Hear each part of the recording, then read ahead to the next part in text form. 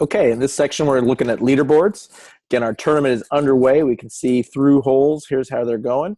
It's showing us, again, our gross scores, our net scores, the skins game that we've got going on. Pretty busy leaderboard.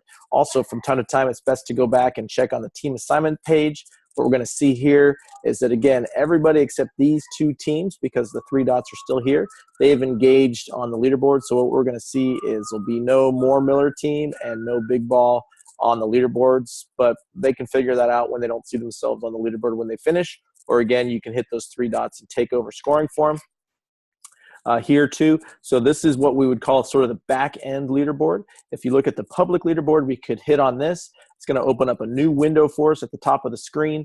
The banner that we customize, go look that one up in the future sessions, but that's out there too. But here's what it looks like.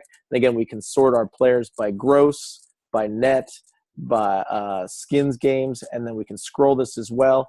This is a pretty neat function here, but as this is updating live on your TV screens or wherever the people are gathering, you can be working behind the scenes here.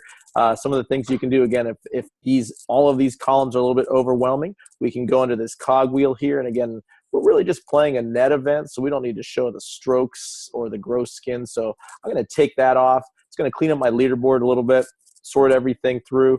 And again, if you notice here, I'm going to sort. Right now I'm sorting through net scores. So again, this is showing that this guy is 7 under, so on and so forth. If I wanted to show it through the skins, changes the look a little bit, because here apparently Jimmy Garoppolo has won a skin here.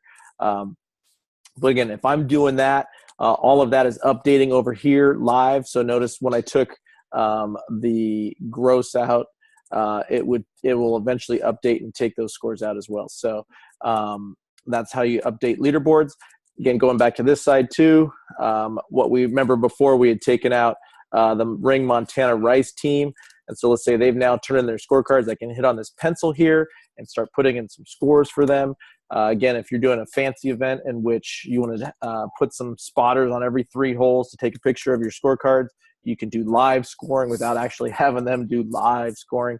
But as we do that and update it, they'll get themselves into this tournament here. Again, let's say somewhere else too that maybe one of these players have decided not to get in.